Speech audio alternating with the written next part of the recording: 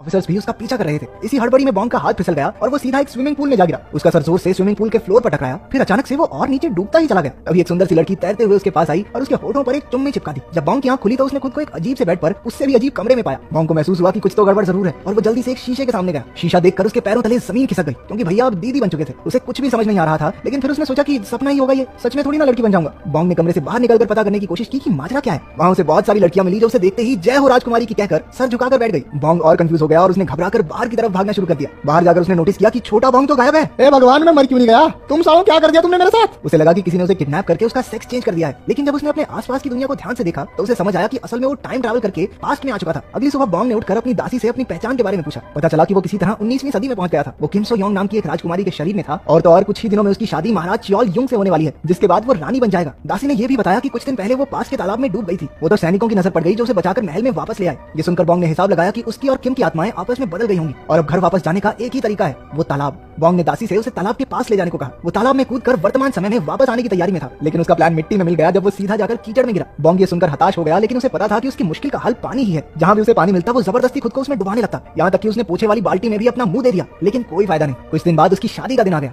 Bong को महल के रीति रिवाजों के बारे में कुछ पता तो था नहीं, पर उसने दासियों की मदद से जैसे तैसे सारी रस्में पूरी की। खैर प्रमोशन तो हुई थी उसकी, एक ही झटके में बावर्ची से रानी बन गया। बताओ और क्या चाहिए? फिर आया सुहाग रात का समय। इस बारे में सोचकर ही बॉन्ग के पेट में गुड़गुड़ होने लगी, तो उसने राजा को इतनी शराब पिलाई कि वो टल्ली होकर सो गया। राजा के सोने के बाद ही बॉन्ग ने चैन की सांस ली। अगले दिन बॉन्ग के उठने पर नौकर उसके लिए खाना लेकर आए, लेकिन वो उसे इतना बकवास लगा कि अच्छी खासी भूख मर जाए। उसने शाही बावर्ची के लिए मैसेज भिजवाया कि उसे रामन नाम की एक जापानी डिश बनाकर दे। बावर्ची को ऐसा कुछ बनाना आता नहीं था, लेकिन फिर भी उसने जैसे तैसे कुछ तैयार करके भेजा। उसने डिश को कई बार बनाने की कोशिश की, लेकिन हर बार बॉन्ग उसमें कमियां निकालकर वापस भेज देता। आखिरकार शेफ भी तंग आ गया और उसने हाथ खड़े कर दिए। उसने गुस्से में कह दिया कि अगर रानी जी को इतना ही पता है तो खुद बना ले आकर। बॉन्ग को अब भी अपनी खाना बनाने की सारी टेक्निक्स याद थी। वो शाही किचन में गया और एक चाकू उठा लिया। सारे नौकर आंखें फाड़ फाड़ कर उसे देख रहे थे, क्योंकि बचपन से आज तक रानी ने रसोई में कदम तक नहीं रखा था। सब डरे हुए थे कि आज ये सब्जी के साथ साथ अपनी उंगली भी डालेगी खाने में। लेकिन बॉन्ग ने बहुत तेजी से सब्जियों को छीलना शुरू कर दिया। उसने सब कुछ एकदम परफेक्ट और सही साइज में काटा और आखिरकार लजीज रामन तैयार कर दिया। वो अपने कमरे में जाकर मजे से अपना बनाया खाना खाने लगा, लेकिन उधर किचन में शेफ को बॉन्ग की काबिलियत से जलन होने लगी। उसने बाकी सबसे कहा, अरे ये खाना सिर्फ दिखने में अच्छा है, स्वाद होगा इसका एकदम टट्टी है। अपनी बात को सही साबित करने के लिए उसने बर्तन में बचा कुचा खाना टेस्ट किया। वो इतना स्वाद था कि उसके हाथ से चम्मच ही छूट गई।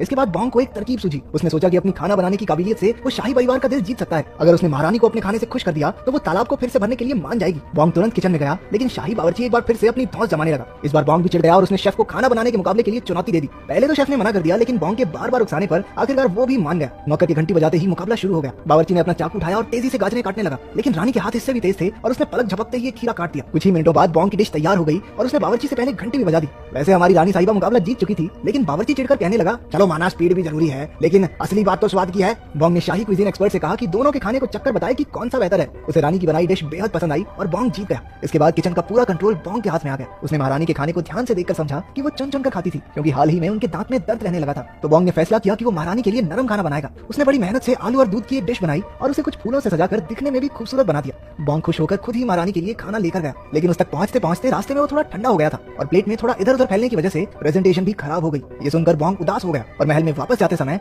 उसके दिमाग में खाना परोसने का एक जबरदस्त आइडिया आया। उसने कपड़े की सिलाई की और कुछ कारीगरों से कहकर एक स्पेशल खाना पहुंचाने के लिए कैरेज बनवाया। वो हर तरफ से ढका हुआ था, जिससे खाना गर्म का गर्म ही रहता था। बॉन्ग हर रोज एक से बढ़कर एक डिशेस बनाता और नौकरों के हाथ महारानी के पास भिजवा देता। महारानी भी गर्मा गर्म खाना चट कर जाती थी। सब कुछ बॉन्ग के आइडिया के हिसाब से बढ़िया चल रहा था। कुछ दिनों बाद राजा ने एक दावत रखी, जहाँ पूरे देश से मंत्री आने वाले थे। बदकिस्मती से उसी दिन सारे रसोइये बीमार पड़ गए और रसोई में नौकरों की कमी हो गई। जब ये बॉन्ग को पता चला तो उसने रसोइयों की मदद करने का फैसला किया। वो भेस बदल कर रसोई तक पहुंचा। वहाँ पहुंचकर उसने देखा कि सिर्फ बंदों की नहीं सब्जियों की भी कमी है। अब ज्यादा चॉइस तो थी नहीं। उसने दिमाग लगाया और सोचा कि इन्होंने चिप्स तो कभी नहीं खाए होंगे। उसने आलू की पतली पतली स्लाइसेस काटकर एक स्टिक पर लगाई और उन्हें डीप फ्राई कर दिया। मेहमान चिप्स को देखकर ज्यादा खुश नहीं हुए, क्योंकि वो तो शाही खाने की आस लगाए बैठे थे, लेकिन चिप्स के मुंह में जाते ही सब उनके दीवाने हो गए। अगली डिश बॉन्ग के लिए और भी मुश्किल थी, क्योंकि रसोई में मीट नहीं था। उसने वेजिटेबल बर्गर बनाया और साइड में टमाटर रख दिया। अपनी इस नई डिश को उसने नाम दिया मैकडोनाल्डू, जिसे हम सस्ता मैकडॉनल्ड्स भी कह सकते हैं। ये भी सबको इतना बढ़िया लगा कि सारे मेहमान उंगलियां चाटते रह गए। मीठे में बॉन्ग ने एक जेली डेजर्ट बनाया, लेकिन कुल्फी की डंडियों पर उसने कुछ भी लिखकर कह दिया कि ये खाने वाले को उसका भविष्य बताएगी। सभी में वो कुल्फी खाकर अपना भविष्य जानने की बड़ी उत्सुकता हुई। बॉन्ग ने दावत को बर्बाद होने से बचा लिया था। महारानी उसकी काबिलियत और सूझबूझ से बहुत खुश हुई और उसने बॉन्ग से अपना इनाम मांगने को कहा। बिना वक्त गवाए बॉन्ग ने तालाब को फिर से भरने की मांग की। महारानी ने उसकी बात मान ली और नौकरों को काम पर लगा दिया, लेकिन 19वीं सदी में इस काम को करने के लिए कोई मशीन तो थी नहीं।